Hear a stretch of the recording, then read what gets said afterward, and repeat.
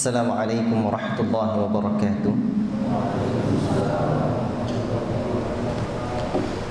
Innal hamdalillah nahmaduhu wa nasta'inuhu wa nastaghfiruh wa na'udzu billahi min shururi anfusina wa min sayyiati a'malina. May yahdihillahu fala mudilla lahu wa may yudlil fala hadiya lahu. Ashhadu an la ilaha illallah wahdahu la syarika lah.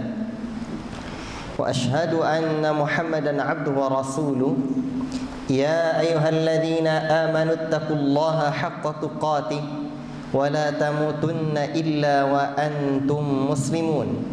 Ya ayyuhan nasu taqu rabbakumul ladzi khalaqakum min nafsin wahidah wa khalaqa minha zawjaha wa batha minhuma rijalan katsiran wa nisaa'a wattaqullaha alladzi tasaaluna bihi wal arham innallaha kana 'alaikum raqiba.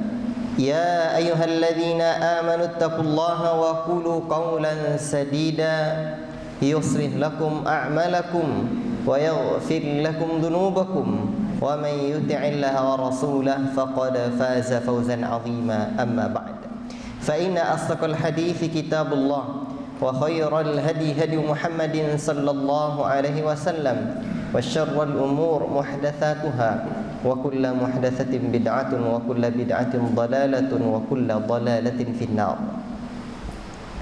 Ayuhal ikhwah, barakallahu fikum.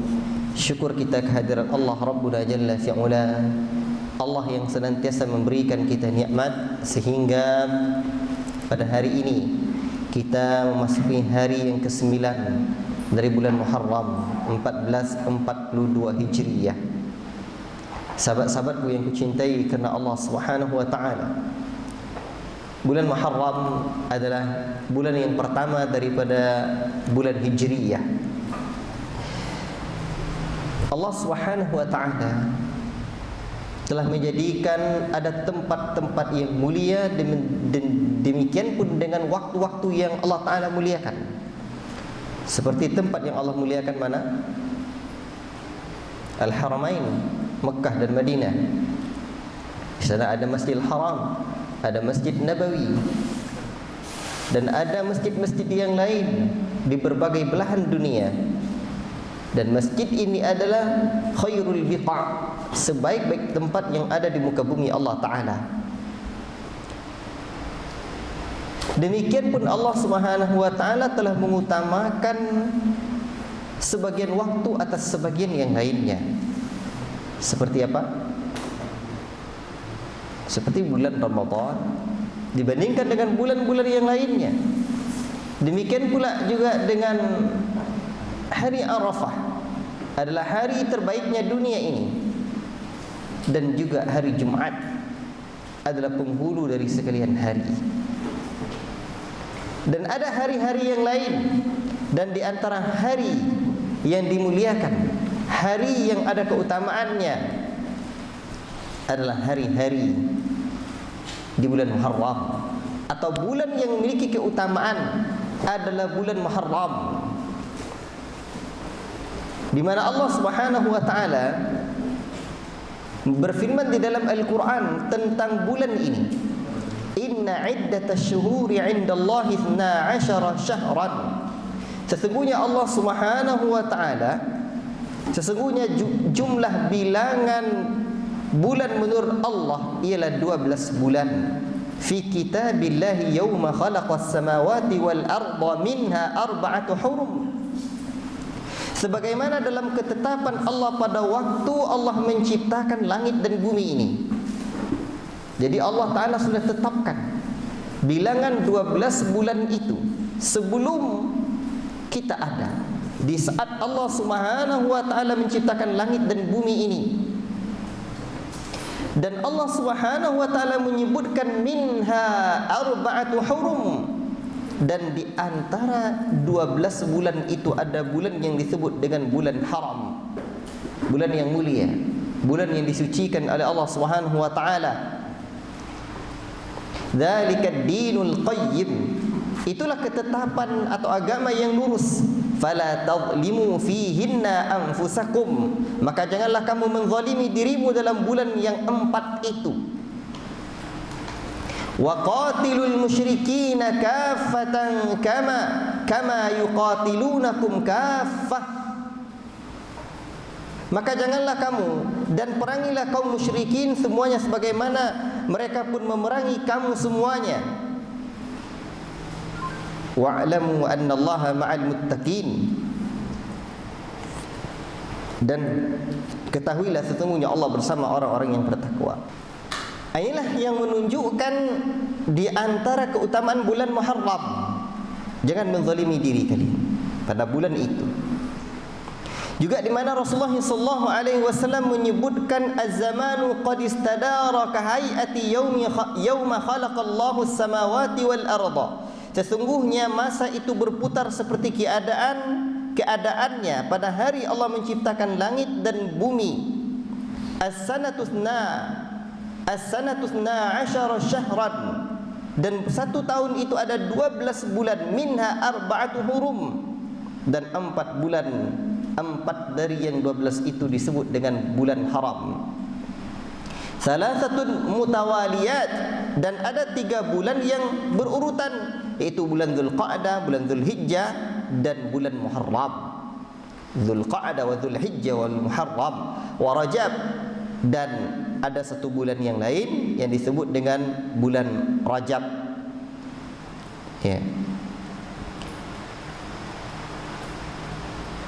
Dzulqa'dah, Dzulhijjah, Muharram. Satunya lagi adalah bulan Rajab. Barakallahu fiikum. Al-Hasan al-Basri rahimahullah ta'ala menyebutkan, Inna Allah aftataha as-sanata bisyahri haram. Sesungguhnya Allah Ta'ala membuka awal tahun dengan bulan haram. Wa khatamaha bisyahri haram, dan Allah menutup akhir tahun dengan bulan haram pula. Falaysa syahrun fis sanati ba'da syahri Ramadan a'zamu 'inda Allah minal Muharram wa kana yusamma syahrullahi. Tidak ada bulan yang lebih agung di sisi Allah setelah bulan Ramadan melainkan bulan Muharram, dan bulan ini disebut dengan syahrullah, bulan Allah. Ini yang disebutkan oleh Al-Hasan al-Basri rahimahullahu ta'ala. Dan bulan Muharram ini disandarkan kepada Allah Subhanahu wa ta'ala. Berarti keutamaan yang pertama tadi, keutamaan bulan Muharram adalah di antara bulan-bulan haram, bulan-bulan yang disucikan, yang dimuliakan. Ya. Yang kedua, bulan haram, bulan Muharram disandarkan kepada Allah Ta'ala, disebut dengan Syahrullahil Muharram, di mana Abu Hurairah radhiyallahu taala anhu meriwayatkan bahwa Rasul sallallahu alaihi wasallam bersabda, afdhalus siyami ba'da Ramadan syahrullahil haram, syahrullahil muharram. Puasa yang paling utama setelah puasa Ramadan adalah puasa pada syahrullah, bulan Allah, yaitu bulan Muharram, sebagaimana dalam Sahih Muslim. Ya. Al-Hafidz Ibnu Rajab Al-Hambali rahimahullah taala menyebutkan, Nabi SAW menyebut nama Muharram dengan syahrullah, bulan Allah. Penyandaran bulan ini pada nama Allah menunjukkan keutamaan dan kemuliaan bulan Muharram ini. Sebab Allah Subhanahu wa taala tidaklah akan menyandarkan sesuatu kepada dirinya kecuali pada makhluknya yang memiliki keistimewaan. Berarti bulan Muharram disebut dengan bulan Syahrullah, bulan Allah. Allahu Akbar. Sebagaimana juga ada tempat yang disandarkan kepada Allah, Baitullah, rumah Allah. Dan sekarang yang disebut dengan bulan Allah, Syahrullah, adalah bulan Muharram. Allahu Akbar. Ini menunjukkan bahawa bulan Muharram adalah bulan yang amat sangat istimewa. Tidakkah kita istimewakan? Tentulah orang-orang yang memuliakan Allah akan memuliakan bulan yang disebut dengan bulan Allah. Dan ada keutamaan bulan Muharram yang lain, bahwa bulan Muharram Disebutkan oleh Rasulullah sallallahu alaihi wasallam dari sahabat Abu Hurairah radhiyallahu taala anhu, afdhalus siyami ba'da Ramadan syahrullahil muharram. Seutama-utama puasa setelah bulan Ramadan adalah Syahrullahil Muharram. Adalah bulan Allah Ta'ala yang bulan Allah, Syahrullah Al-Muharram, pada bulan Muharram. Wa afdhalus salati ba'dal fariḍah salatul lail, dan salat yang utama setelah salat fardu adalah salat malam. Jadi seutama-utama puasa setelah Ramadan adalah berpuasa pada bulan Syahrullah, pada bulan Allah Ta'ala, bulan Allah ini, bulan Allah, iaitu bulan Muharram. Barakallahu fikum. Jadi seutama-utama bulan di mana seorang hamba bersungguh-sungguh secara total dalam beribadah, mendekatkan diri kepada Allah dengan amalan-amalan wajib maupun amalan-amalan sunnah, amalan-amalan wajib maupun amalan-amalan sunnah,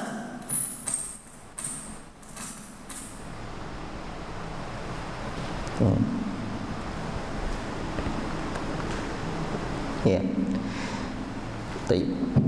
Seutama-utama bulan di mana seorang hamba bersungguh-sungguh secara total beribadah, mendekatkan diri kepada Allah Subhanahu wa taala maupun amalan wajib ataupun amalan sunnah setelah bulan haram adalah bulan yang disebut dengan Syahrullah, bulan Allah, yaitu bulan Muharram. Maka perbanyaklah, ya, perbanyak kita melakukan, ya, beribadah di bulan Muharram ini.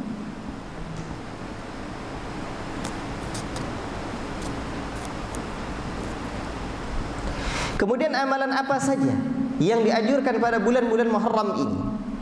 Pada bulan Muharram ini, pertama berpuasa.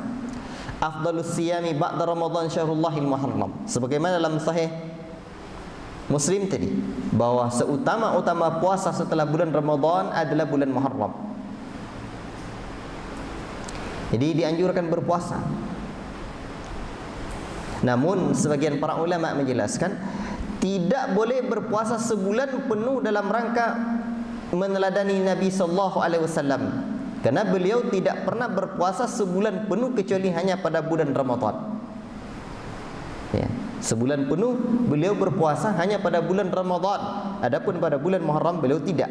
Sebagaimana juga dijelaskan oleh Al-Imam An-Nawawi rahimahullah taala dalam Syarah Sahih Muslim.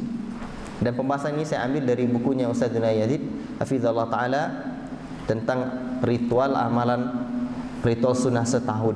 Ini di antara buku pegangan yang mesti kita pegang.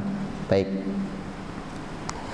Syekhul Islam Ibnu Taimiyah rahimahullah taala menyebutkan, ini adalah puasa yang paling utama bagi orang yang hanya memperbanyak puasa pada bulan ini saja. Sedangkan orang yang telah terbiasa berpuasa di bulan-bulan lainnya, maka yang paling utama baginya adalah puasa Daud. Jadi orang yang berpuasa Daud ini, lanjut aja puasa Daudnya, terus lanjut aja puasa Daudnya. Barakallahu fikum. Kemudian anjuran selain dari anjuran berpuasa secara umum itu, kapan saja, asal tidak puasa sebulan penuh, ada anjuran khusus berpuasa pada tanggal 9 dan 10 Muharram. Dan malam ini kita sudah masuk 9 Muharram 1442 Hijriyah. Berarti esok hari kita dianjurkan berpuasa secara khusus, di mana ada hadis dari sahabat Nabi Ibnu Abbas radhiyallahu taala anhu. Ia berkata, "Hina shama Rasulullah sallallahu alaihi wasallam yauma Asyura wa amara bi siyamihi." Tatkala Rasulullah sallallahu alaihi wasallam berpuasa pada hari Asyura tanggal 10 Muharram dan memerintahkan para sahabat untuk berpuasa. Para sahabat berkata, "Ya Rasulullah, innahu yaumun tu'azzimuhu al-yahud wan nasara." Wahai Rasulullah, ini adalah hari di mana orang-orang Yahudi dan Nasrani memuliakan hari ini. Dimuliakan oleh orang-orang Yahudi hari ini, hari berapa tadi? 10 Muharram, Asyura. Maka Rasulullah sallallahu alaihi wasallam pun mengatakan, fa idza kana al-'amul muqbil insyaallah sumna al-yawm at-tasi'. Kata Rasulullah sallallahu alaihi wasallam, jika tahun depan kita masih hidup, kita masih ada, kita akan berpuasa pada hari yang ke-9 dari bulan Muharram itu, Tasi', pada hari yang ke-9-nya. Ibnu Abbas berkata, namun falam ya'til 'amul muqbil hatta tuwfiya Rasulullah sallallahu alaihi wasallam. Namun Ibnu Abbas menyebutkan sebelum tiba tahun depan Rasulullah sallallahu alaihi wasallam telah wafat. Maka berdasarkan hadis yang mulia ini, Rasul kan sudah menyebutkan, fa idza kana al-'amul muqbil insyaallah sumnal yaumat tasi'. Jika masih hidup pada tahun yang akan datang, kita berpuasa pada hari yang ke-9. Allahu Akbar. Sahabat-sahabatku yang kucintai karena Allah Subhanahu wa taala, berarti dianjurkan berpuasa pada 9 dan pada 10 bulan Muharram. Adapun berpuasa pada tanggal 10 Muharram atau Asyura adalah disunnahkan berdasarkan satu hadis yang lain, di mana Ibnu Abbas menyebutkan, ma ra'aitu an-nabiyya sallallahu alaihi wasallam yataharra siyama yawmin faddalahu ala ghairihi illa hadha al-yawma yawma Asyura wa hadha ash-shahra yakni syahra Ramadan. Aku tidak pernah melihat Nabi sallallahu alaihi wasallam benar-benar memperhatikan dan menyengaja untuk berpuasa yang beliau utamakan daripada hari ini, yakni hari Asyura dan puasa pada bulan Ramadan. Baik, sahabat-sahabatku yang kucintai karena Allah, berarti kita hendaklah berpuasa, upayakan berpuasa pada hari 9 dan 10 Muharram. Dan ini menunjukkan bahawa Rasulullah SAW tidak mau sama dengan orang Yahudi. Dan ini menjadi syariat bagi kita. Tentulah lebih utama kita meneladani untuk berpuasa pada 2 hari tersebut. Baik, dan insyaAllah malam esok ya, saya ngajak teman-teman yang tidak berbuka di rumahnya, kita berbuka di masjid. Siapapun yang tidak sakit berbuka di masjid. Sore besok ada kabarnya ada daging kambing ya, insyaAllah. Nah, teman-teman dah ngabarkan kepada saya, insyaAllah sore besok ada daging kambing. Kalau Sabtu saya belum tahu. Nah, baik. Lihat saya pengumumannya di grup masjid itu. Kemudian amalan yang lain, sebelum masuk kita ke pembahasan selanjutnya, saya sampaikan dulu ya. Ini ada keutamaan khusus tentang Asyura ini ya, di mana diriwayatkan dari Abdullah bin Umar radhiyallahu taala anhuma bahwasanya orang-orang jahiliyah berpuasa pada hari Asyura. Rasulullah sallallahu alaihi wasallam dan kaum muslimin juga berpuasa pada hari itu sebelum diwajibkan puasa bulan Ramadan. Berarti puasa Ramadan itu lebih belakangan mereka kerjakan ketimbang puasa Asyura ini. Adapun setelah puasa di bulan Ramadan diwajibkan, maka Rasulullah sallallahu alaihi wasallam bersabda, "Inna Asyura yaumun min ayyamillah, faman syaa'a shamahu wa man syaa'a tarakahu." Sesungguhnya hari Asyura termasuk hari-hari Allah. Maka barang siapa yang ingin berpuasa pada hari itu, maka berpuasalah. Dan barang siapa yang tidak ingin berpuasa, maka boleh meninggalkannya. Jadi tidak wajib. Tetapi hari Asyura Rasul sudah sebutkan yaumun min ayyamillah, satu hari di antara hari-hari Allah. Jadi ada penyebutan khusus bahwa hari Asyura adalah yaumun min ayyamillah, satu hari di antara hari-hari Allah Subhanahu wa taala. Allahu Akbar. Dan di antara keutamaan puasa Asyura, di mana Rasulullah sallallahu alaihi wasallam menyebutkan dari sahabat Abu Qatadah radhiyallahu taala anhu bahwa Nabi pernah ditanya mengenai puasa di hari Asyura, maka beliau sallallahu alaihi wasallam menyebutkan yukaffirus sanatal madiyah, puasa pada hari Asyura, puasa pada hari Asyura menghapuskan dosa-dosa 1 tahun yang telah berlalu. Allahu Akbar. 1 tahun yang telah berlalu. Bayangkan itu. Berapa kesempatan, berapa besar kesempatan ini. Jika kita abaikan, kita rugi. Berapa besar kerugian kita jika kita abaikan kesempatan yang mulia ini. La ilaha illallah. Inilah kesempatan kita untuk menghapuskan dosa kita setahun yang berlalu. Ya, dan di antara keutamaan puasa Asyura juga tadi adalah afdhalus siyam ba'da Ramadan syahrullahil muharram. Jadi puasa Asyura adalah sebaik-baik puasa di setelah bulan Ramadan. Baik. Kemudian Rasul sangat menganjurkan supaya umatnya berpuasa pada hari Asyura ini. Ma ra'aitu an-nabiy sallallahu alaihi wasallam yataharra siyama yaumin faddalahu ala ghairi ila hadzal yaum. Yaum Asyura wa hadza syahra. Wa hadza syahra yakni syahrah Ramadan. Jadi sebagaimana hadis yang tadi, aku tidak pernah melihat Nabi sallallahu alaihi wasallam benar-benar memperhatikan dan menyengaja untuk berpuasa yang lebih beliau utamakan ketimbang pada hari ini, yaitu pada hari Asyura. Allahu akbar. Tetapi janganlah diyakini bahwa hari Asyura adalah hari keramat. Hari Asyura adalah hari keramat, tidak. Makanya para ulama menyebutkan di antara amalan-amalan yang menyelisih petunjuk Nabi atau keyakinan yang menyelisih petunjuk Nabi pada bulan Muharram ini, di antaranya pertama, keyakinan bahwa bulan Muharram adalah bulan keramat. Nah, ini tidak. Nanti dinikahkan anaknya di bulan ini dengan keyakinan rumah tangganya dinikahkan. Banyak orang yang meyakini bahwa Muharram adalah bulan yang keramat. Bahkan di antara mereka enggan untuk menikahkan anaknya dengan keyakinan bahwa rumah tangganya akan gagal dan membawa sial. Nah, ini pula. Ya. Ini keyakinan jahiliyah.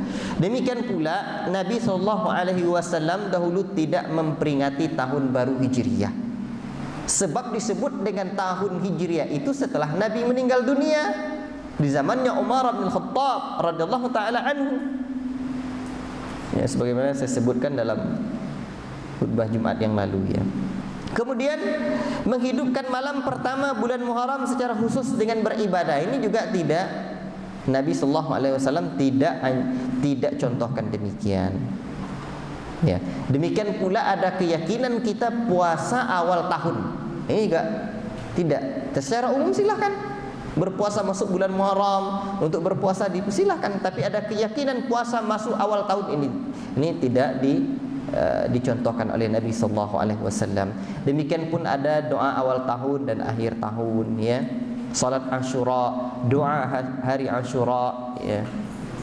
Yang doanya Hasbiyallah wa ni'mal wakil sebanyak 70 kali dibaca pada hari Asyura. Kemudian di mana orang-orang Syiah memperingati wafatnya Al-Husain bin Ali. Ya.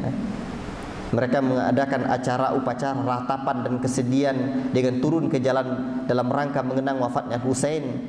Mereka berpakaian serba hitam, memukul-mukul wajah mereka, dada dan punggung mereka sendiri hingga menyobek kain mereka, menangis bahkan berteriak histeris sambil menyeru ya Husain, ya Husain. Itu pekerjaan orang-orang Syiah.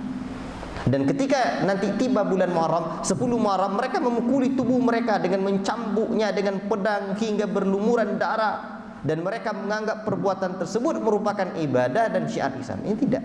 Al-Hafiz Ibnu Rajab Al-Hambali rahimahullah taala menyebutkan, adapun menjadikan hari Asyura sebagai hari kesedihan seperti yang dilakukan oleh orang-orang Rafidhah disebabkan terbunuhnya Husain ibn Ali, maka hal ini termasuk perbuatan orang-orang yang tersesat amalannya di kehidupan dunia, sedangkan ia mengira telah berbuat baik. Allah Subhanahu wa taala dan Rasulnya tidak pernah memerintahkan agar hari musibah dan wafatnya para nabi dijadikan sebagai hari ratapan. Lantas bagaimana dengan manusia selain mereka? Kalau para nabi saja wafat, ya, itu tidak dijadikan sebagai hari ibadah, bagaimana pula dengan hari yang selain bukan nabi, nah, hari wafatnya yang bukan nabi. Ya, barakallahu fikum. Demikian pula ngalap berkah, buang kesialan, dan acara-acara yang lain ya, yang berkaitan dengan bulan Muharram ini. Barakallahu fikum. Wallahu taala a'lam bis-shawab. Apa tadi ilmu yang kita dapatkan bulan Muharram ini? Bulan Muharram disebut juga dengan bulan bulan Allah, syahrullah. Kalau Rasul sudah sebutkan bahwa bulan Muharram adalah syahrullah, bulan Allah, tidakkah kita ingin memuliakan? Allahu Akbar. Maka upayakanlah sekuat tenaga untuk bisa berpuasa banyak di bulan Muharram, minimal 9 dan 10, Tasu'a, Tasi' dan Asyura ini, pada hari yang ke-9 dan hari ke-10 dari bulan Muharram ini. Apa hikmah kita berpuasa 2 hari? Untuk menyelisihi orang-orang Yahudi dan Nasara yang hanya mengagungkan hari Asyura. Wallahu ta'ala a'lam bis-shawab. Barakallahu fikum ayyuhal ikhwah. Dan insyaallah ta'ala kita lanjutkan pembahasan kita dari kitab Qawaidul Muthlah, ya, kitab Qawaidul Muthlah ini. Dan silakan azan dahulu. Baik, ayyuhal ikhwah, barakallahu fikum. Insyaallah kita lanjutkan pelajaran kita dari kitab Qawaidul Muthlah. Kaedah-kaedah yang penting dalam memahami nama-nama dan sifat Allah Subhanahu wa taala. Insyaallah taala. Dan ingatlah sahabat-sahabatku, para penuntut ilmu, anak-anak sekalian yang saya sayangi karena Allah Subhanahu wa taala. Para ulama kita menyebutkan bahwa ilmu itu ada bagian-bagiannya, ada macam-macamnya. Sungguh sangat indah apa yang disebutkan oleh salah seorang ulama kita, Syekh Muhammad bin Ibrahim At-Tuwaijiri, ghafarallahu lahu wa liwalidayhi. Beliau dalam kitabnya Mawsu'atul Fiqhil Islami, di bab yang ketiga, Kitabul Ilmi, beliau menyebutkan tentang aqsamul ilmi, pembagian-pembagian ilmu. Masya Allah, beliau menyebutkan tentang pembagian-pembagian ilmu. Banyak ya. Nah, di antara hal yang beliau sebutkan, aqsamul ilmi syar'i, pembagian ilmu syar'i itu. Yang pertama, ilmu tentang Allah, nama-namanya, sifat-sifatnya, dan perbuatan-perbuatan Allah. Wa aktsaru ayatil Qur'ani fi takriri hadzal naw'. Dan beliau menyebutkan kebanyakan ayat-ayat Al-Qur'an menyebutkan tentang penetapan ilmu yang pertama ini. Allahu Akbar. Berarti kalau seperti itu, porsi kita dalam mempelajari ilmu harus banyak tentang hal ini. Nah, yang kedua, mengetahui atau ilmu tentang kabar-kabar Allah, berupa kejadian yang terdahulu, kejadian yang akan datang, dan kejadian yang sekarang. Ya.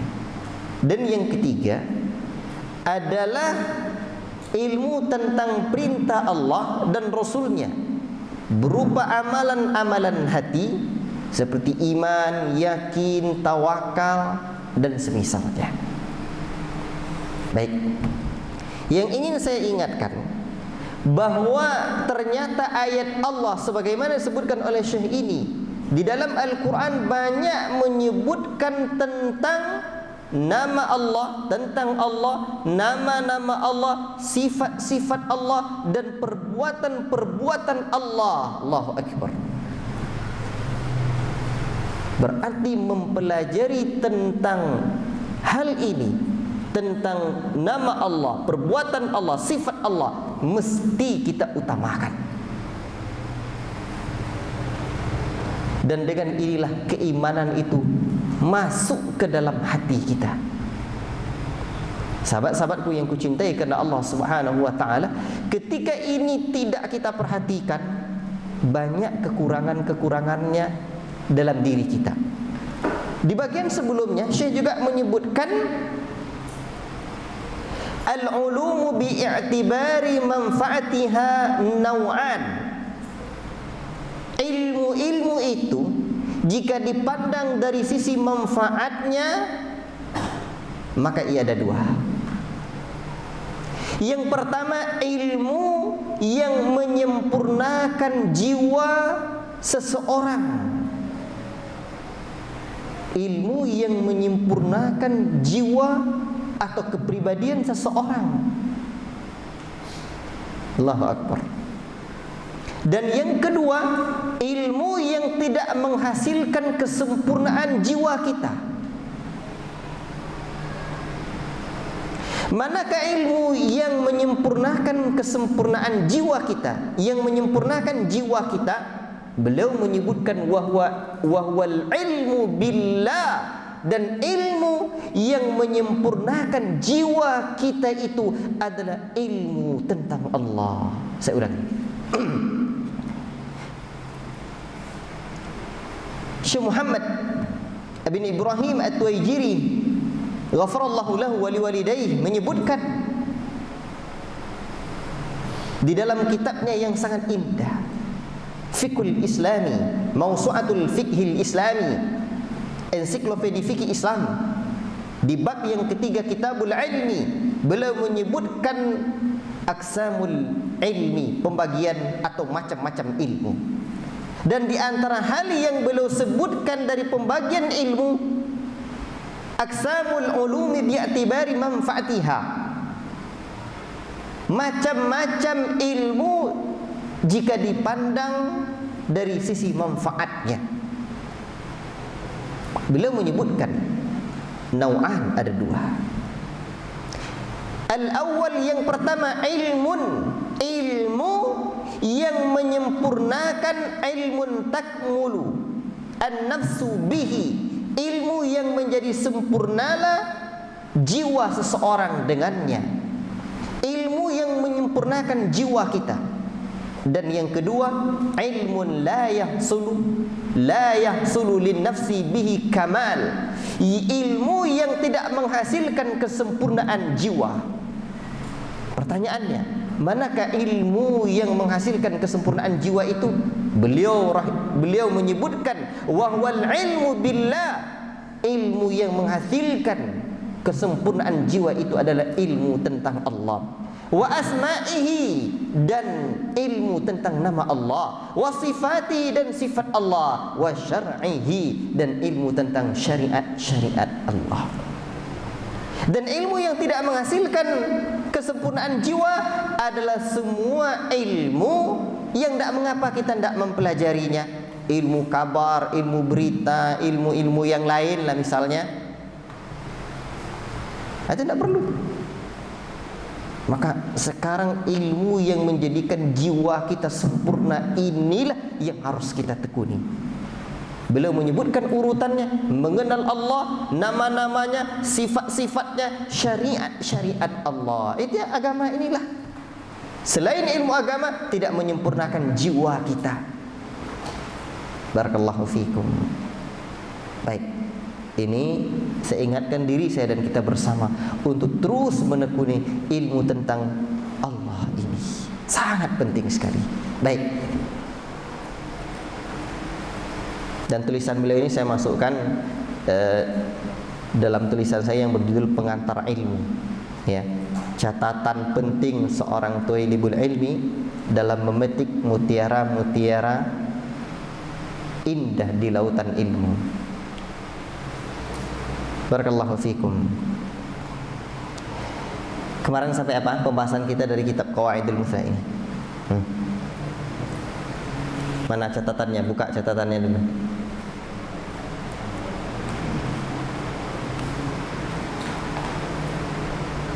Sampai apa?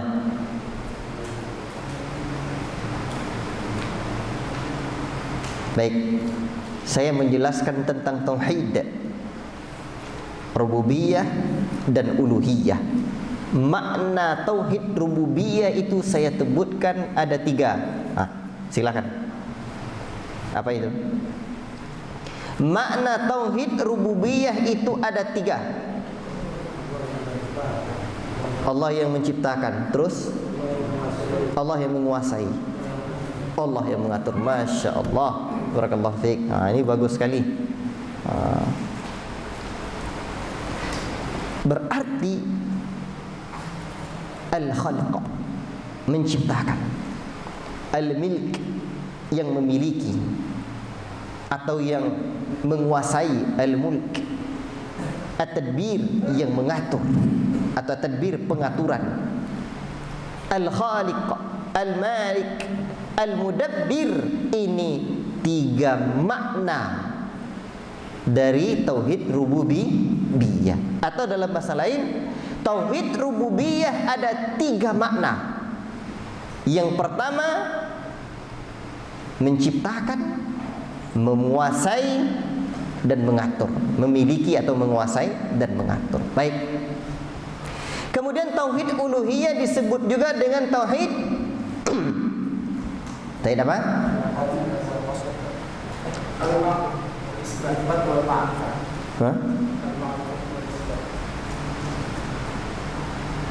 Atau yang lain, tauhid al-ibadah.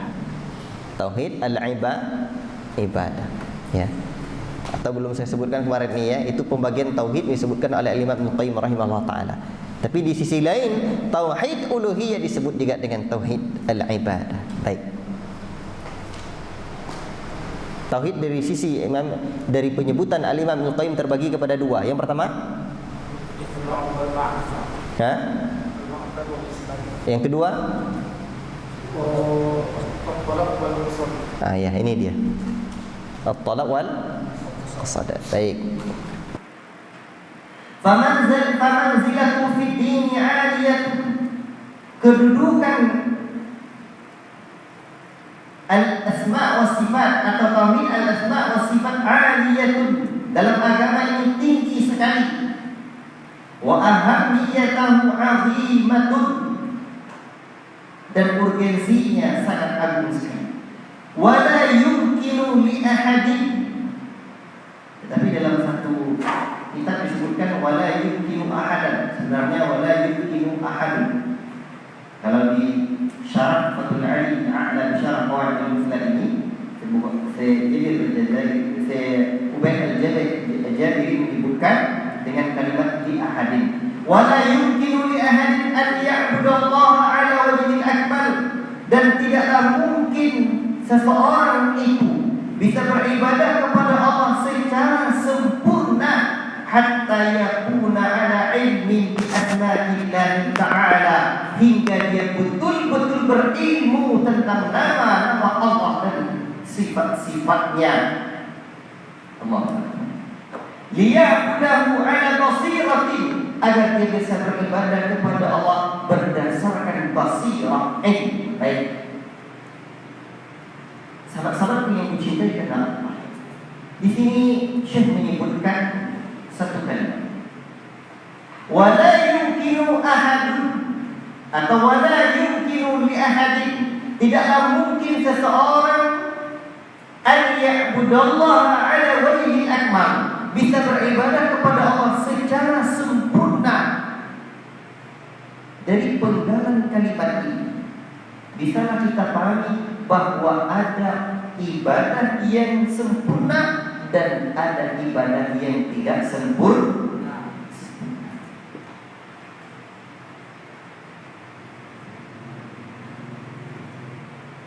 Di dalam A'lam Sunnah al-Mansyurah, Syekh Al-Hakami mengingatkan seingat saya, menyebutkan seingat saya, kapan satu amalan itu betul-betul disebut ibadah, dan inilah yang menjadi kesempurnaan ibadah itu. Apabila dalam ibadah itu ada 2 hal, kamalul hubbi ma'a kamalid dulli, sempurnanya rasa cinta kepada Allah bersamaan dengan rasa cinta kepada Allah tadi, sempurna rasa ketundukan kepada Allah Subhanahu wa taala. Allah berarti dalam ibadah, nanti di kajian kita bertauhid di Madinatul Iman, insyaallah saya jelaskan tentang kesempurnaan ibadah. Ya, tentang kesempurnaan ibadah. Barakallahu fiikum. Ada dua yang harus kita cari. Sebab sempurnanya ibadah kita itu adalah satu kemestian yang harus kita upayakan. Sebab para ulama menjelaskan kepada kita ibadah itu, nanti di Madinah Imam saya jelaskan lebih rinci lagi.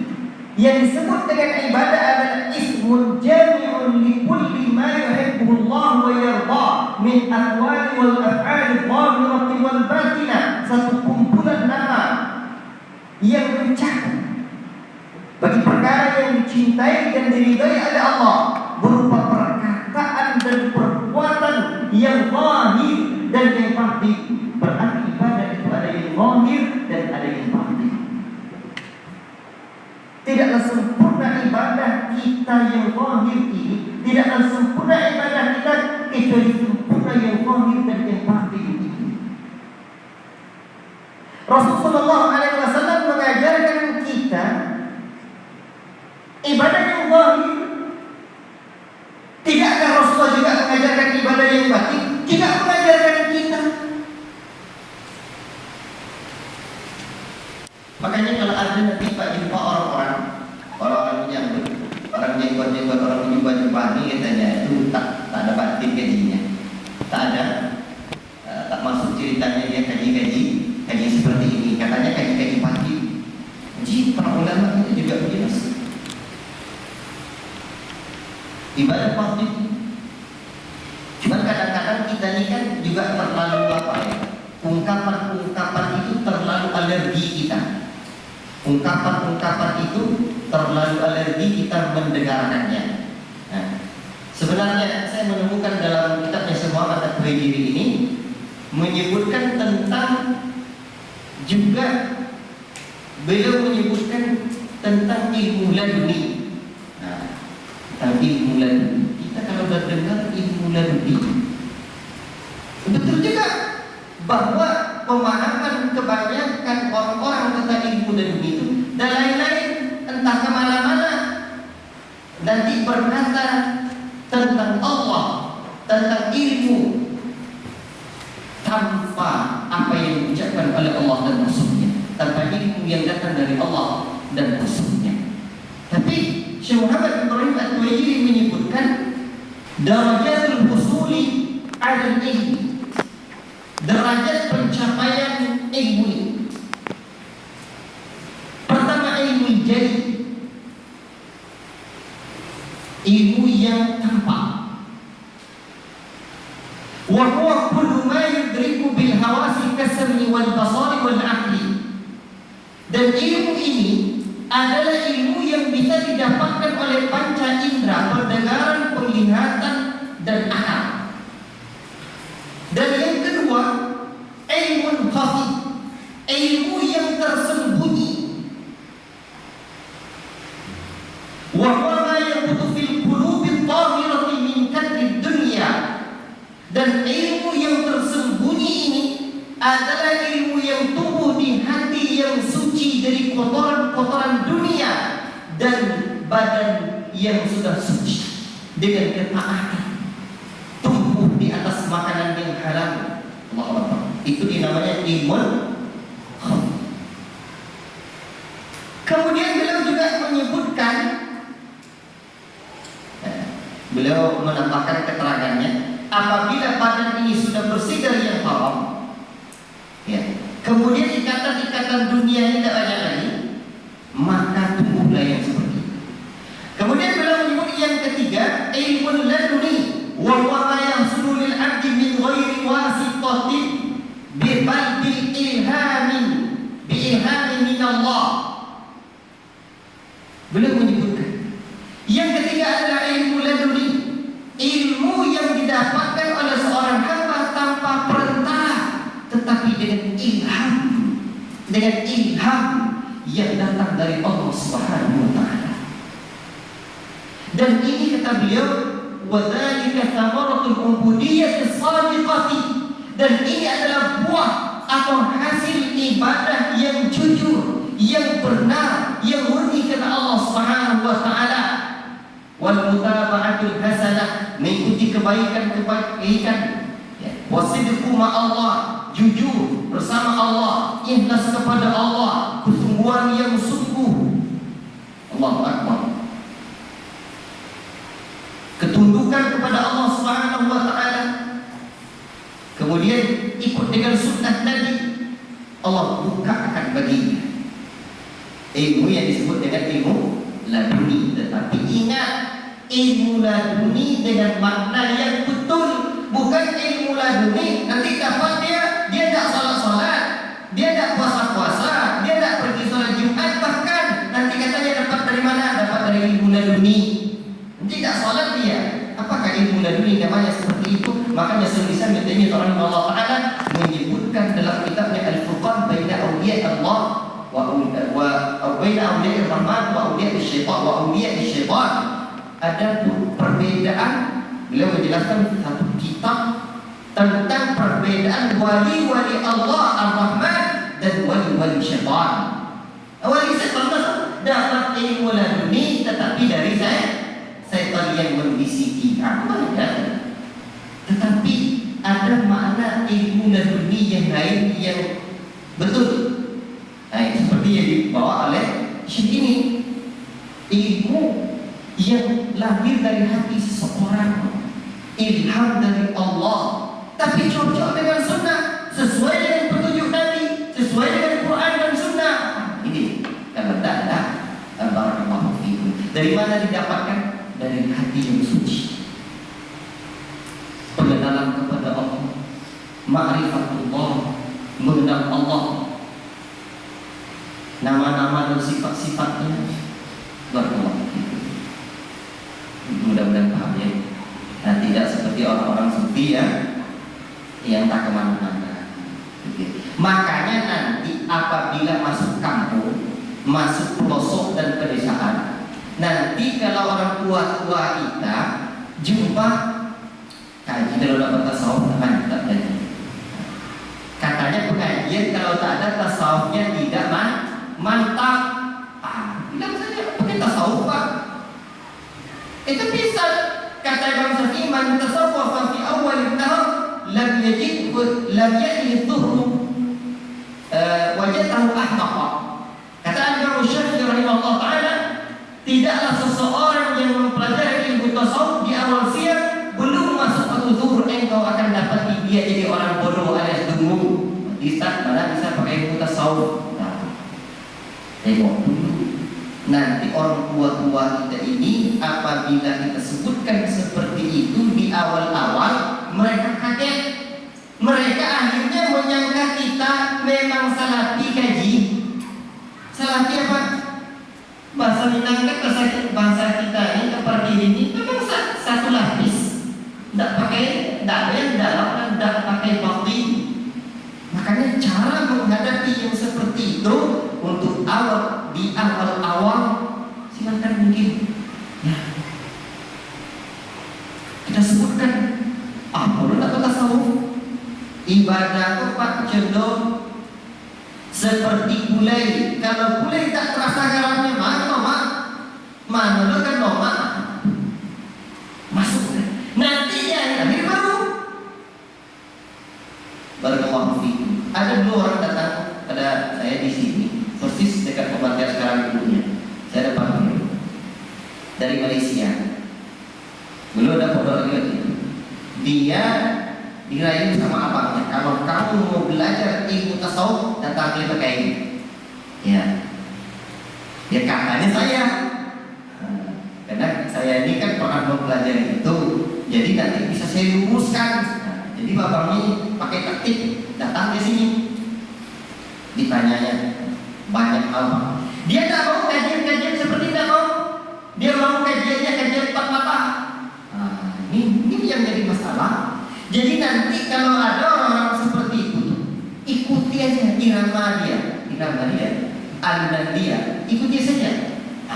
Pak, dia nanti kalau mau ngaji banyak aja silakan. Kalau tak mau dia ngaji banyak, ikuti dia. Ini biasa nih, Pak kita maunya. Dimasukkan nanti yang Pak Mata itu. Barakallahu fiikum. Dia tanya sama saya, Ustaz, tolong ajarkan saya zikir yang datang dari Nabi. Saya tanya lagi, yang abang amalkan selama ini apa? Kata dia, Allah. Mantap.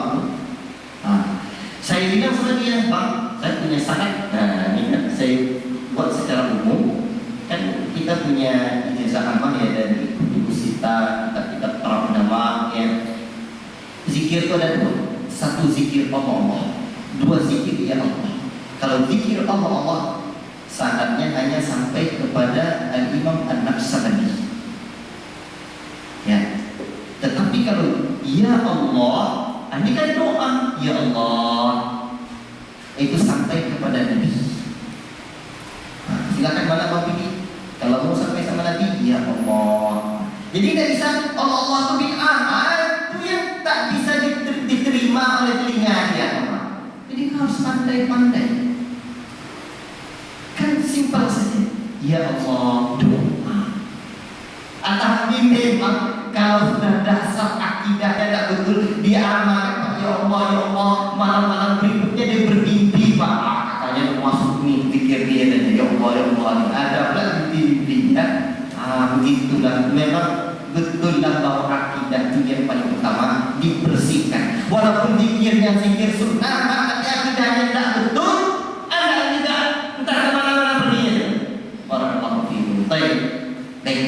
Jadi tentang penamaan dan istilah-istilah ini untuk berdakwah dan menghadapi masyarakat orang-orang tua kita, biar dakwah tauhid, dakwah sunnah dimasuk.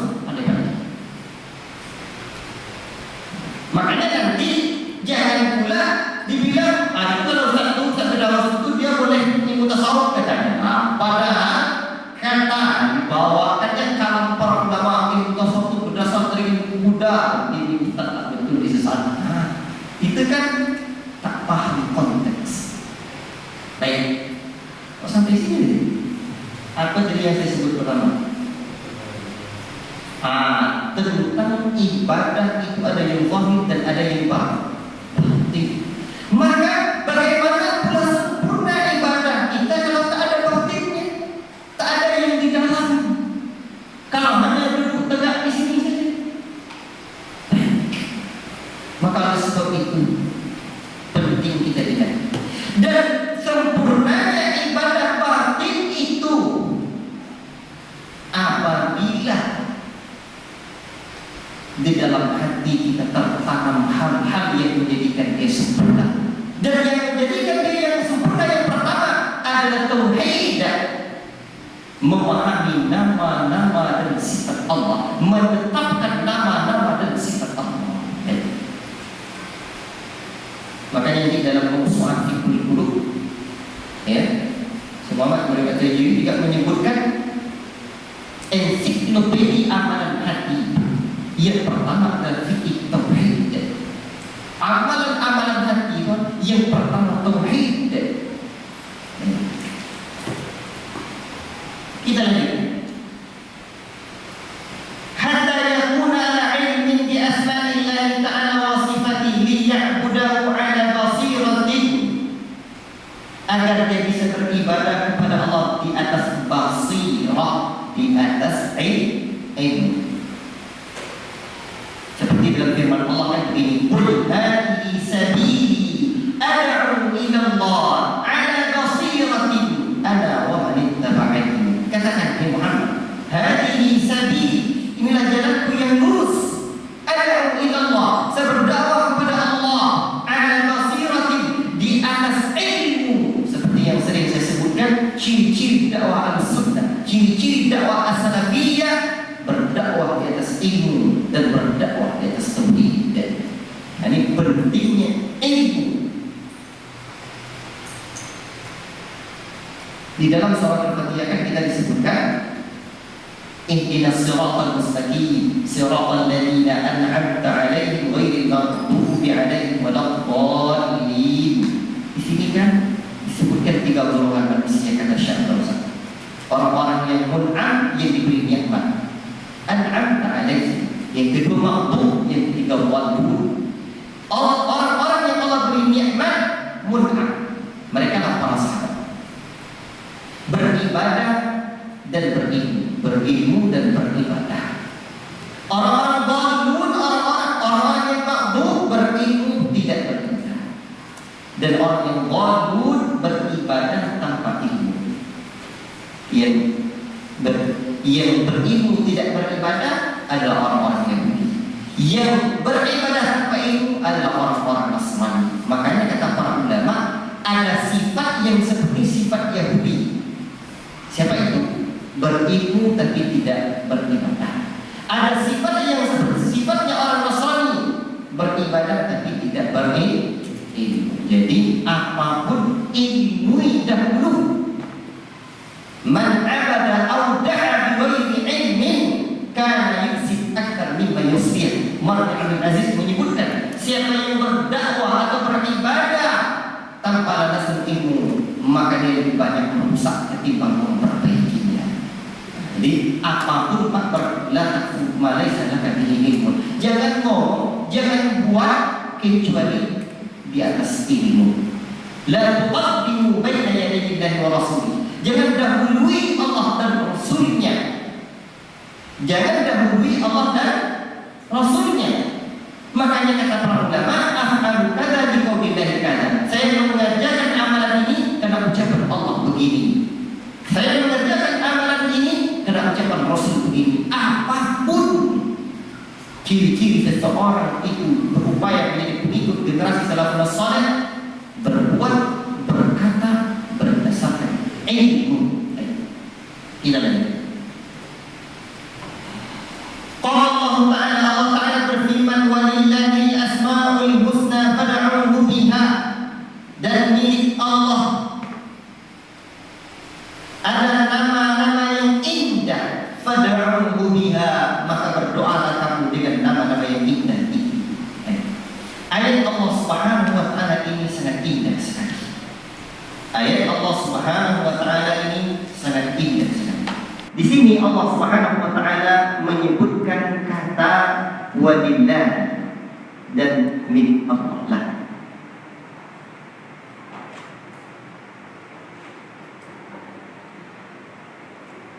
Al-asma al-husna, milik Allah nama-nama yang indah. Dalam bahasa Arab, susunan ayat ini sangat indah sekali. Walillahi asmaul husna, di mana mubtada'nya diakhirkan, mubtada' muakhkhar, dan khabarnya muqaddam, didahulukan. Walillahi, dan milik Allah lah nama-nama yang indah. Kalau mubtada'nya yang bahasa Arab diawalkan, sebenarnya al-asmaul husna lillah, nama-nama yang indah milik Allah. Tetapi didahulukan milik Allah lah nama-nama yang indah. Apa faedahnya? Dari sisi balaghahnya, ilmu balaghahnya, untuk keindahan, indah dan dalam maknanya.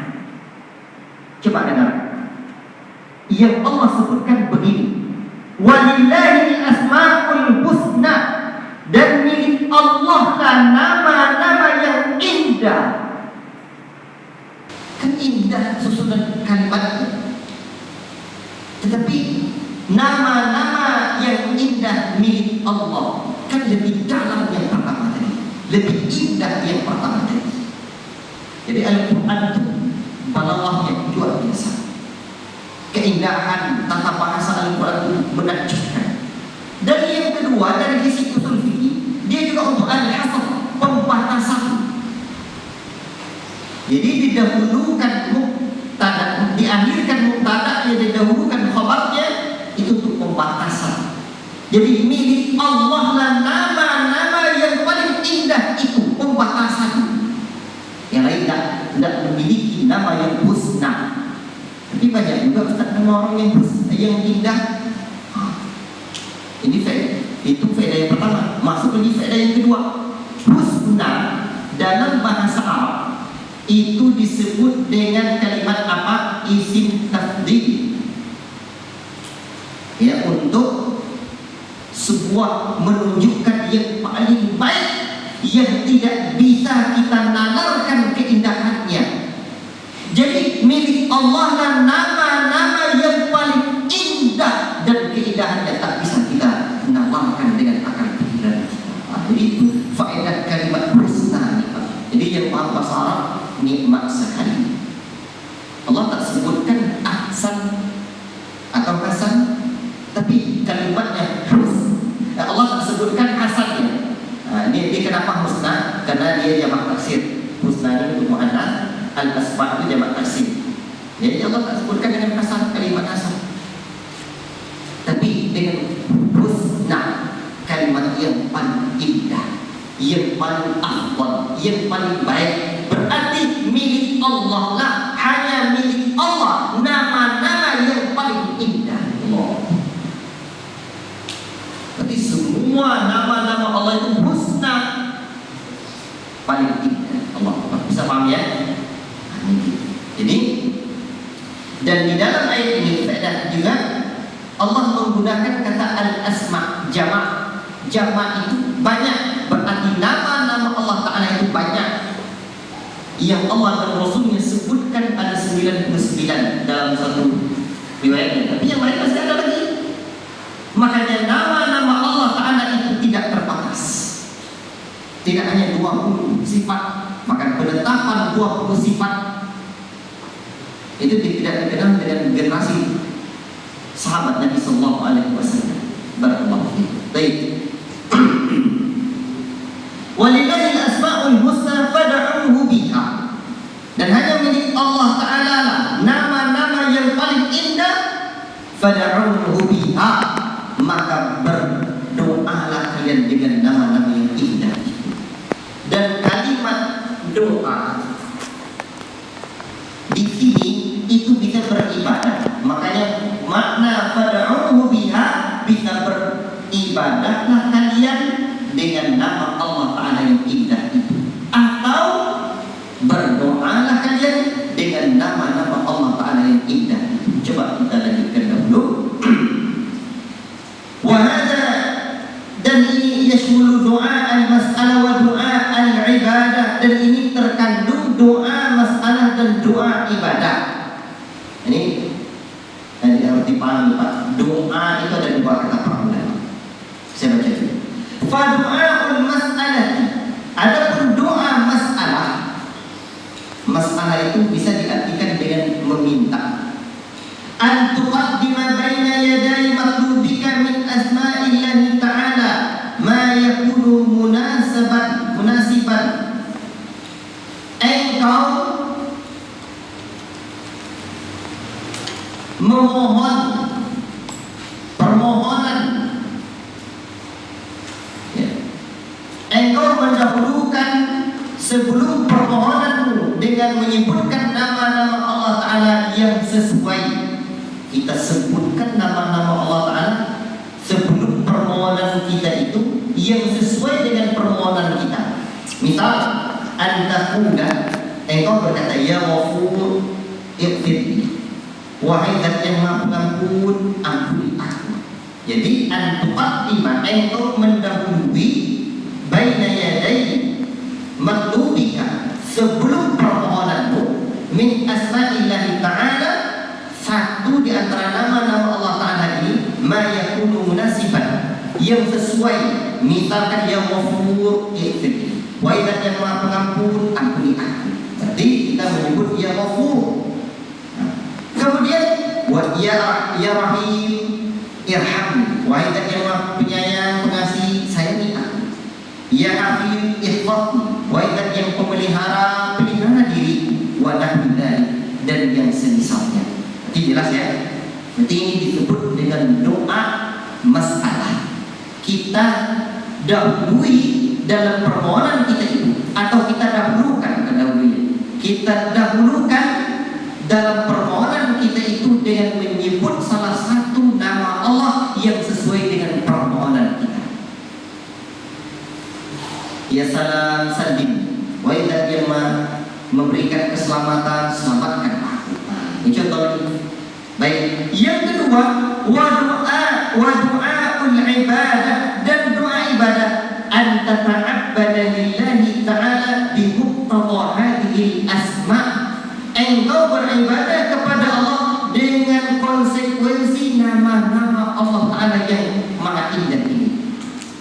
Fataqumu biddat taubatu ilaihi, di mana kamu bertaubat kepada Allah, li'annahu tawwab, karena Allah yang maha penerima taubat.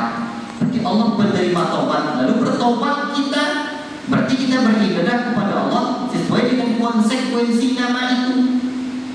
Wa tadhkuru bilisani, dan engkau menyebutkan nama Allah itu dengan lisan, li'annahu sami', dan engkau wa tadhkuru bilisani, engkau mengingat Allah SWT itu dengan lisan, karena sesungguhnya Allah Maha mendengar.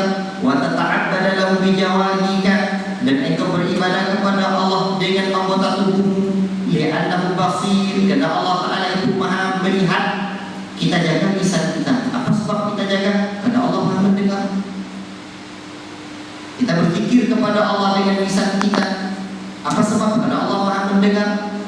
Kita jaga anggota tubuh kita, beribadah kita kepada Allah. Apa sebab? Allah Maha melihat anggota tubuh kita berbuat.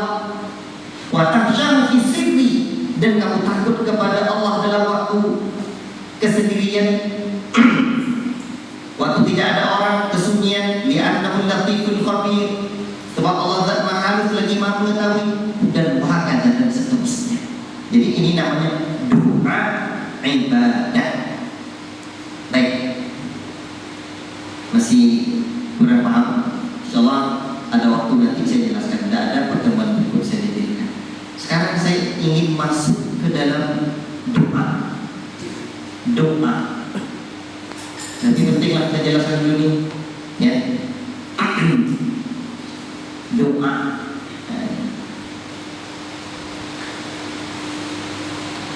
Apa itu? Para ulama kan sudah menyebutkan kepada kita bahwa doa itu ada dua. Ada doa ibadah dan ada doa masalah.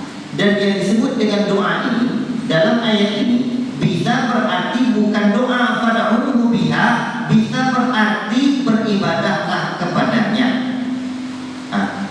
Dalam banyak penjelasan para ulama sering kita dengarkan doa itu ada doa masalah atau yang disebut doa permintaan, dan ada yang disebut dengan doa ibadah.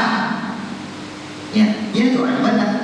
Doa masalah adalah kita berdoa kepada Allah dengan ucapan lisan kita, meminta kepada Allah mendapatkan kebaikan, terhindar dari keburukan.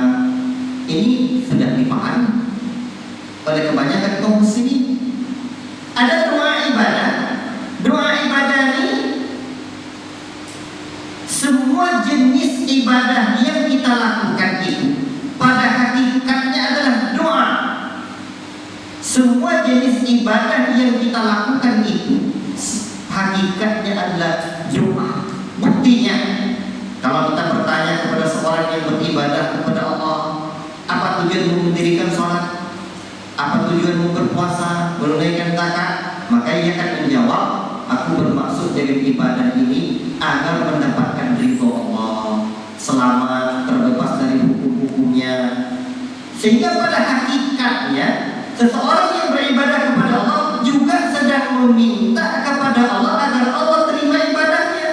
Ia meminta kepada Allah agar Allah terima pahalanya, diampuni dosa-dosanya, agar Allah selamatkan dia. Berarti sebenarnya yang disebut dengan doa ibadah itu sendiri. Dan hakikat dari ibadah itu juga doa. Apa alasannya tadi? Buktinya kalau orang yang beribadah, kalau tanya kenapa kamu sholat, kenapa kamu puasa, agar Allah ridho kepada saya, selamatkan dunia akhirat, meminta kepada Allah dengan ibadah tadi. Makanya dalam Al-Quran nanti lafaz doa itu bukan doa saja maknanya, seperti firman Allah, wala tad'u ma'allahi ilahan akhar, dan janganlah kamu berdoa kepada Allah, ya, janganlah kamu sembah di samping menyembah Allah Tuhan selain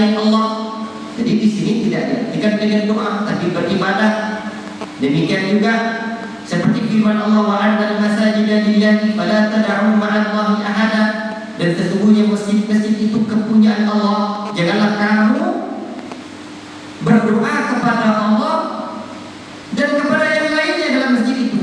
Tapi bukan hanya doa diartikan, janganlah menyembah Allah di dalam masjid itu di samping menyembah Allah, menyembah pula yang lain. Jadi demikian firman Allah, wa may yad'u ma'allahi ilahan akhar, barang siapa yang menyembah kepada yang lain selain daripada Allah, la burhana lahu, tidak ada satu dalil pun baginya tentang itu. Jadi doa dalam Al-Quran itu bisa bermakna ibadah. Nah, jadi lafaz doa dalam ayat-ayat Al-Quran mencakup dua hal, doa masalah dan doa ibadah. Dalam apa ya? Sahabat-sahabat yang mencintai karena Allah SWT, ada satu kitab yang sangat bagus, buku fikih doa dan zikir. Ini sangat penting sekali dimiliki oleh setiap kita. Ya, karya Syekh Abdul Razak bin Abdul Muhsin Al-Abbad Al-Badri hafizahullah ta'ala. Ini fikih doa dan zikir. Ya, ini disebutkan oleh Syekh banyak tentang zikir-zikir, tentang doa dan kandungannya. Bawahnya sekarang kita sholat merayakan biasanya musuh. Nah, ini fikih doa dan zikir ini dikasih dia. Barakallahu fikum. Jadi sini dijelaskan oleh Syekh keutamaan doa. Banyak keutamaan doa yang disebutkan oleh Syekh di sini. Baik, coba pula kita sedikit baca apa yang beliau sebutkan tentang doa. Ya.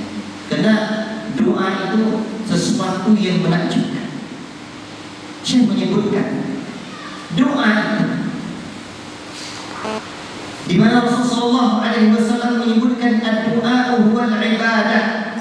Doa itu adalah ibadah. Ibadah itu juga doa. Jadi Rasul pernah menyebutkan doa itu ibadah. Bahkan para ulama mengajarkan kita, seseorang yang sulit sekali rasanya berdoa, maka bukalah pintu hati kita terlebih dahulu dengan berdoa, meminta kepada Allah. Sekarang coba bayangkan, kalau boleh sujud kepada orang lain, tapi tidak boleh nih ya. Betapa hinanya seseorang yang sujud di hadapan seseorang. Datang dia ke rumah bosnya, ke rumah pengusaha, Pak, mohonlah saya kasih uang Pak, sujud dia. Hina. Bayangkan. Sekarang kita sujud di hadapan Allah, maka Rasul menyebutkan tempat yang paling dekat seorang hamba dengan Rabbnya adalah sujud. Allahu Akbar. Sujud kita di hadapan orang, betapa hinanya diri kita. Maka seseorang yang tidak merasakan kehinaan dirinya di saat dia sujud kepada Allah, kapan lagi dia merasakan kehinaan dirinya dan Allah? Allahu Akbar. Baik. Jadi doa, apa yang saya sebutkan, sujud itu sesuatu menghinakan diri di hadapan Allah Subhanahu wa ta'ala. Kenapa kok sampai sini tadi? Doa adalah ibadah. Ya, doa adalah ibadah. Jadi meminta kepada Allah. Nah, saya tadi menyebutkan kalau sulit kita beribadah, meminta kepada Allah. Minta kepada Allah. Tidak pandai minta. Tak kecil. Minta pakar-pakar. Minta tak pandai. Tapi begitulah syaitan. Meminta kepada manusia kita pandai, namun meminta kepada Allah enggan hati kita. Itu menunjukkan hati kita jauh dari Allah. Orang yang tidak suka meminta, orang yang hatinya tidak suka meminta kepada Allah, itu menunjukkan hatinya sedang jauh dari Allah. Maka banyak minta kepada ya Allah, salah itu sebenarnya. Dan doanya adalah ibadah kepada Dan Allah sendiri sudah menyebutkan dalam Al-Quran, wa qala rabbukum ud'uni astajib lakum. Dan Allah berfirman, berdoalah kepadaku, meminta kepadaku, niscaya aku kabulkan. Allah yang sebut. Kalau Pak Bupati datang ke rumah kita, Pak Bupati ini orang baik, terkenal, tak pernah korupsi, orangnya jujur, datangnya besok datanglah ke tempat saya, nanti apa kamu minta saya kasih, percaya enggak? Pak Bupati, oh banyak percaya kita orang baik, orang kaya, soleh. Kalau manusia yang baik saja kita mendengarkan janjinya, kita percaya, bagaimana dengan janji Allah? Qala rabbukum ud'uni astajib lakum.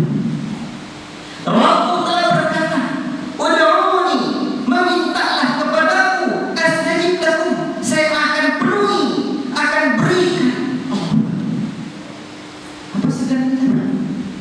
Tapi begitulah syaitan memalingkan hati kita dari minta kepada Allah. Kita lebih suka minta pada yang lain. Makanya Rasulullah kalau sakitnya baca doa. Allahu Akbar. Innal ladzina yastakbiruna an ibadati sayadkhuluna jahannam dakhirin. Sesungguhnya orang-orang yang takabur beribadah kepadaku adalah orang-orang yang akan masuk ke dalam neraka jahanam yang hina. Dan ibadah adalah bagian dari doa, bagian dari ibadah. Bagi orang yang tidak mau dia berpaling dari doa, berbalik dari meminta kepada Allah, hati-hati. Sifat-sifat orang yang akan masuk ke dalam jahanam ada dalam diri kita saat itu. Maka apa-apa minta kepada Allah. Itulah hikmah zikir-zikir. Apapun zikir, keluar dari rumah minta sama Allah. Dan ada sebuah hadis yang dinisbatkan kepada Nabi sallallahu alaihi wasallam, afdal ibadati doa, seutama-utama. Al-Hakim meriwayatkan dengan sanad yang hasan dari Ibnu Abbas radhiyallahu anhu, dinisbatkan kepada Nabi, afdal ibadati ad-du'a, ibadah yang paling utama adalah doa. Kenapa? Sebab menunjukkan kehinaan diri kita di hadapan Allah. Hinaan kita. Allahu Akbar. Dan ada sebuah riwayat At-Tirmidzi dan selainnya dari sahabat Abu Hurairah radhiyallahu taala anhu dari Nabi, beliau bersabda, "Laisa syai'un akrama 'ala Allah min ad-du'a." Tidak ada sesuatu yang lebih mulia dari sisi Allah, lebih mulia atas Allah daripada doa. Bayangkan, Allah yang punya, kita disuruh meminta pun mulia. Kalau pada manusia meminta hina, tetapi di sisi Allah meminta itu mulia. Allah. Jadi banyak manusia dia tinggalkan yang mulia meminta kepada Allah dan dia jatuh ke dalam kehinaan meminta kepada manusia yang sejatinya tak akan bisa memberikan apa-apa. Tak bisa. Allah yang beri. Allah Akbar. Oleh sebab itu, sandarkan hati kita, hamparkan hati kita untuk Allah Subhanahu wa taala. Bahkan Rasul pernah menyebutkan, "Man lam yad'u Allah Subhanahu ghadiba 'alaihi." Barang siapa yang tidak berdoa kepada Allah, niscaya Allah marah kepadanya. Allahu Akbar. Diriwayatkan oleh Imam Tirmidzi, Ibnu Majah. Ya, Ibnu Katsir berkata sanadnya tidak mengapa. Ya, Allahu Akbar. Tidak minta pada dia berdoa. Bayangkan, laisa syai'un akrama Allah min ad-du'a. Kalau tadi Rasul menyebutkan tidak ada sesuatu yang paling mulia di sisi Allah daripada doa. Kita doa, kita mengerjakan sesuatu yang mulia, ternyata kita tidak berdoa mendapatkan sesuatu yang menyebutkannya Allah Subhanahu wa taala. Maka ada riwayat lain yang menyebutkan, ya, diriwayatkan oleh Imam Bukhari dalam Adab Mufrad, Ibnu Hibban dalam Sahihnya dari sahabat Abu Hurairah dengan jalur mauquf, tidak sampai kepada Nabi, dan At-Tabrani dalam kitab Al-Awsat dari Abu Hurairah, ya, a'jazul nasi man ajiza 'anid du'a. Ini riwayat mauquf, tidak sampai kepada Nabi. Manusia yang paling lemah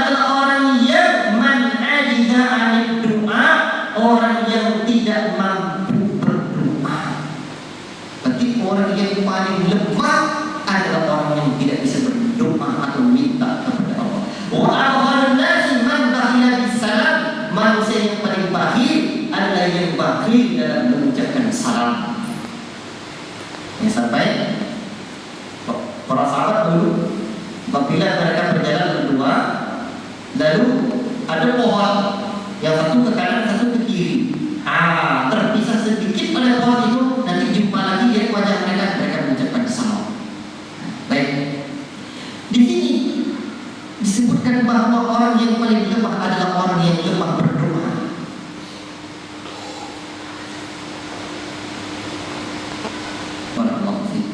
Maka sekarang coba tengok diri kita, sejauh apa hati kita ini meminta kepada Allah Subhanahu wa Ta'ala. Ya. Daripada nanti kita mendapatkan satu hari saat hari itu tidak ada lagi bermanfaat permintaan kita. Sekarang kesempatannya.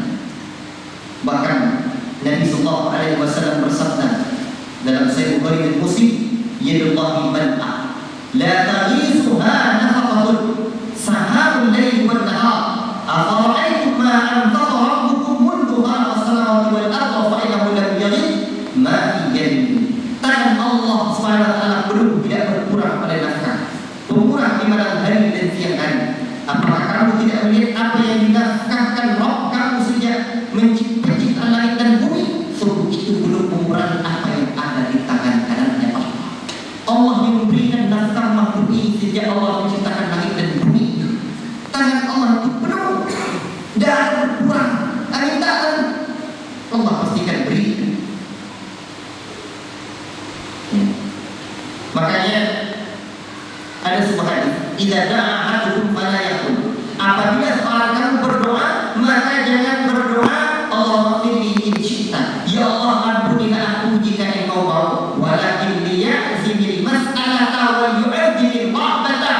Tapi hendaklah dia meminta dengan sungguh-sungguh dan menampakkan besarnya keinginan dia.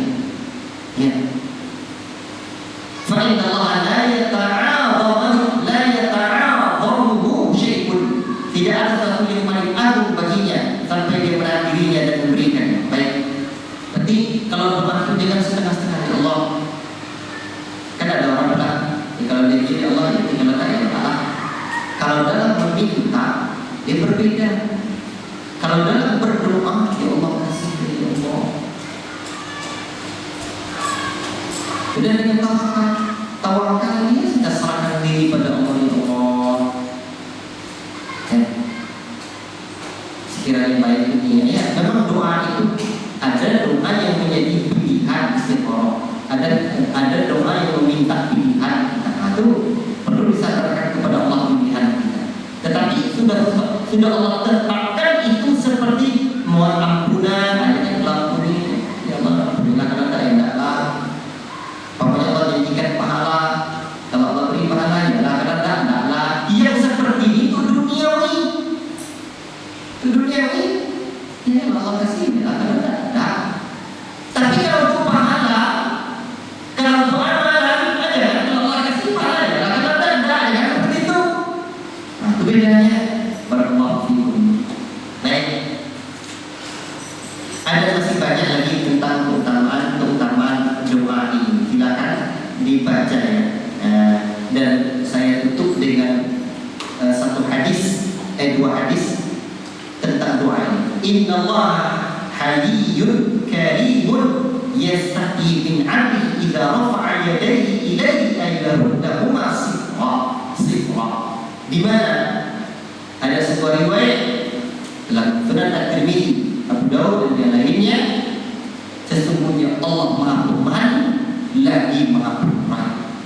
Allah Subhanahu wa taala malu terhadap hamba-hambanya apabila hambanya mengangkat kedua tangannya memohon kepada Allah dan lalu mengembalikan keduanya dalam keadaan hampa kosong, tidak memiliki apa-apa. Malu Allah. Bayangkan Rasul yang menyebutkan malu Allah Tuhan. Kita minta kepada Allah, malu Allah kita kasih. Kalaulah Allah menyebutkan idza sa'alaka ibadi fa inni qarib ujibu da'watad da'i idza da'an, apabila hamba-Ku bertanya tentang-Ku, sesungguhnya Aku dekat. Apabila dia meminta kepadaku, ujibu idza sa'alaka ibadi fa inni qarib ujibu da'watad da'i idza da'ani. Saya mengabulkan doa orang-orang meminta kepada Allah. Sudah sebut dekat, Aku kabulkan orang meminta. Allah malu minta kepada Allah. Dan itulah minta kita dengan dunia. Dunia ini seringkali Allah tak kasih sama kita. Kadang-kadang doa kita itu seringkali apa? Seringkali doa kita itu bersaling bertentangan. Contoh, Allah merzuqkan rizqan halalan thayyiban, ya Allah beri kami rezeki yang halal ya Allah. Tapi di sisi lain hatinya meminta agar halalan thayyibah, kan, hal yang baik. Ya Allah, luluskanlah saya jadi ini, ya Allah dapatlah kerja ini. Tak nyambung. Seharusnya dia meminta rezeki yang halal. Tentang tata cara duniawinya terserah Allah. Tidak dipastikan meminta sesuatu dari hal dunia ini, padahal tak barokah, tak halal atau thayyibah. Itulah, jadi doa kita sering bertentangan. Itu sebabnya kata Syekh Abdul Razak, doa itu dan para ulama kita yang lain yang paling utama berdoalah seperti doa Nabi. Sebab kalau doa kita Pak, maknanya tak mantap. Nabi itu doanya singkat padat. Maka seutama-utama doa adalah doa yang dari Nabi. Di sini di kitab ini Syekh Abdul Razak juga membawakan pentingnya berdoa dengan doa yang diajarkan Nabi. Nah, bahkan beliau menyebutkan dampak buruk doa-doa yang dibuat-buat. Keutamaan doa yang makturah, di mana Nabi itu kan jawami'ul kalim, ucapannya singkat padat bermakna baik. Kemudian hadis yang terakhir, yanzilu rabbuna tabaraka wa ta'ala kulla lailatin ila as-sama'i dunya hina yabqa thuluthul lail al-akhir. Allah Rabbuna jalla tabaraka wa ta'ala turun setiap malam ke langit. Seperti apa turunnya Ustaz? Tak tahu kita. Dan Allah tak serupa dengan makhluk.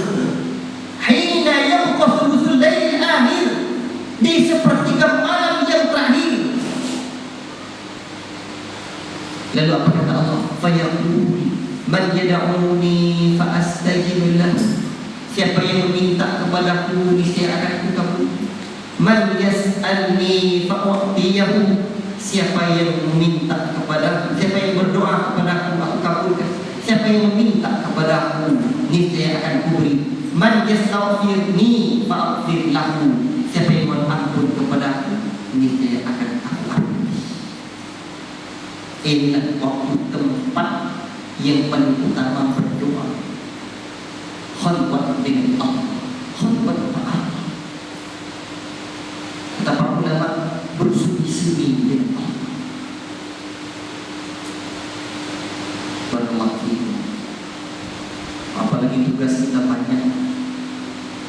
Maka Rasulullah SAW dalam tugas dakwah beliau ini, ya ayyuhal mudaththir qum fa'anzir, ya ayyuhal muzammil qum al-laila illa qalila. Apa sebab Nabi SAW disuruh untuk salat? Karena tugasnya berat. Maka tugas berat kita Pak, obatnya apa? Sepertiga malam terakhir, saat Allah turun ke langit, Allah dekat dengan kamu, Allah dengarkan. Inilah saya mengajak diri saya dan kita bersama untuk merenungi kapan saatnya lagi kita makin mendekat dengan Allah. Boleh jadi itu hari matahari terbit sementara kita meninggalkan alam yang bernama dunia. Tidak tahu kapan ajal kita akan datang. Satu kepastian yang pasti terjadi dan kita tidak tahu kapan waktunya, dan dia tidak menunggu waktu sakit. Bisa saja sedang sholat, bisa saja sedang berkendaraan, bisa kita saja sedang berbicara. Oh, cabut nyawa kita melalui malakul maut, mati. Itulah kesempatan kita. Maka ingat selalu bahwa boleh jadi hidup kita itu sesaat lagi. Entah berapa waktu, kita tak tahu. Orang yang mati tadi siang Pak, itu kemarin sore dia masih menyangka bahwa tadi, bahwa esok dia masih hidup. Begitu pula dengan kita Pak. Kita masih menyangka esok hari kita hidup, boleh jadi kita mati. Kita tak tahu. Inilah kesempatan. Barakallahu fikum. Wallahu a'lam bishawab. Pembahasan tentang doa itu saya sambung pada pertemuan berikutnya. Tolong ditandai manakah yang lebih utama, doa masalah dan doa ibadah. Tolong ditandai manakah yang lebih utama, doa masalah dan doa ibadah. Doa masalah dan apa? Doa meminta kepada Allah. Doa ibadah, ya ibadah itu sendiri. Jadi menyertai ya doa di sini, berdoa kepada Allah dengan nama yang indah. Jadi ya Ghafur Ibrahim, atau kita bertobat karena Allah Subhanahu wa taala itu Maha penerima taubat. Pada pertemuan akan datang